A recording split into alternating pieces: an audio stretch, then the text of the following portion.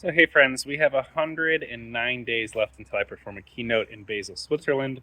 I'm currently grilling burgers and we're going to do some speaker prep. Now, we're not going to talk about the keynote because that's not where my brain is fluttering today.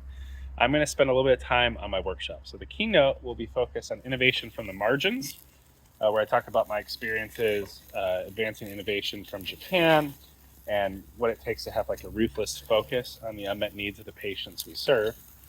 But for the workshop I'm doing, we're going to talk about hitting zero and kind of nurturing. I'm going to speak candidly and then I'll speak corporately.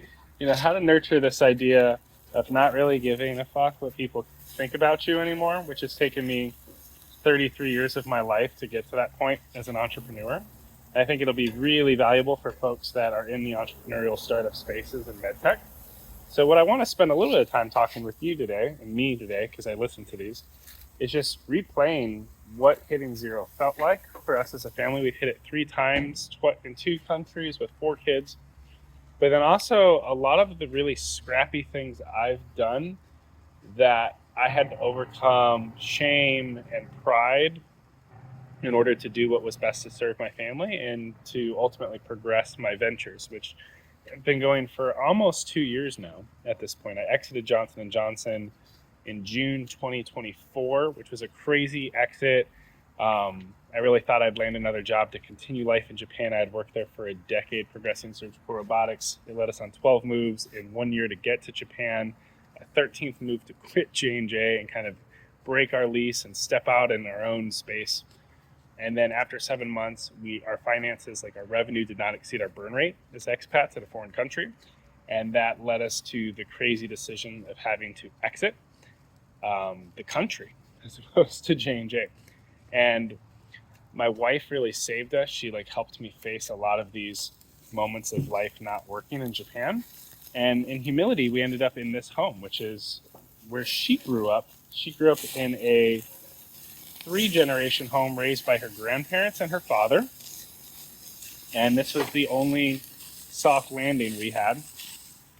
So we got set up here, and I thought we'd only be here for a month or two, land a job in MedTech, jump back into the corporate. Our C shipment was supposed to come by New Year's. We moved out here before Halloween. So I was like, we got 2 months to find a place at risk with a job that's coming.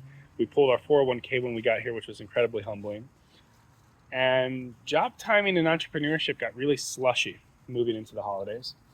And it caused us to double down on our ventures, to keep building on a platform called School, to keep trying to tell my story in surgical robotics. Eventually, this led to podcasting and attracting stealth mode consulting gigs. And it also led to me working third shift at Amazon, which was wild and humbling in order to get the cash flow necessary to move into our own place. So we ended up living here in a 4-generation home with 4 kids packed together for almost exactly a year. We moved out 15 days before Halloween. We just went through trick-or-treating, and to be on our own footing after a year doing these crazy things that I'll go through, it's just wildly humbling. And I've come out such a different person on the other side. We're going to add some cheese to these burgers. By the way, this might be odd for you, especially my LinkedIn friends, but I used to live stream and cook and chat all the time. I'm going to put some cheese on these before they turn into hockey pucks. So it gives me a little bit of time to kind of process and think through my story, because I need to just keep facing it so that by the time we get to this workshop in 109 days and this keynote, it just kind of flows very naturally is the goal. Ooh, man, that one got a little crispy. These are getting away from me. Too much char. My son will love it. All right. So some of the crazy things I've done, besides working third shift at Amazon, I remember meeting with one of my first stealth mode consulting clients. I can't disclose who they are. They're amazing. They're a founder. They have a great company that they're progressing. Love the opportunity they gave me. Really cool work. And he was explaining the frustration he has every time the cost of food goes up. And he chose not to take a salary out of the startup for an extended period of time, even though they're raising a huge amount of capital to progress their tech. And he said he thought about working at Amazon, but from a branding perspective, he didn't feel he could do it because of the position he was in trying to get VC funding. It lowered his status.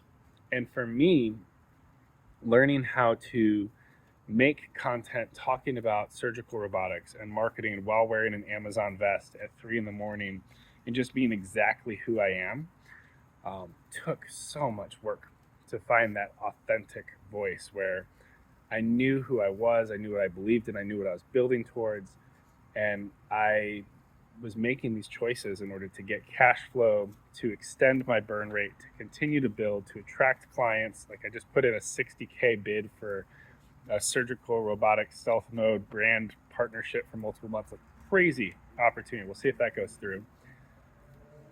But that was attracted because I was exactly who I was. And I didn't have to worry about the perceptions of other people. And it's just like a muscle. I had to train over and over again by posting and telling stories. And there's always an insecurity or doubt every time I did it. But it just drew in so many opportunities. I got shoulder taps for executive leadership roles in multiple medtech spaces. They're still in discussion right now. Look at that, that's so nice. And a lot of this came from just people feeling compelled to come alongside me and my family in the journey. One post I recently did that did very well on LinkedIn was this idea of like not subscribing to it's hard out there and some of that kind of victim mindset. Like I'm exactly where I am because of choices I made, things I didn't understand with business, circumstances that we got burned by. And that means that if I was the problem that led to that failure and hitting zero multiple times, that if I get better and figure it out, I can be the solution. And everyone around me in different seasons of life, friends, family, people in the church, people in my digital context, folks that are in a typical safe corporate cush role, like they just can't fathom the decision making that we're navigating, the choices and trade-offs we are. But folks that have started a business get it. So that's kind of what I'm going to wander through in the workshop. Father-in-law's here with Culver's for the in-laws, and we're making burgers for our kids. So that's some quick wandering. I'm going to keep thinking about this idea of hitting zero and having this audacity to be kind of authentically exactly who we are in different spaces. And eventually this workshop will be like an hour with 100 plus people.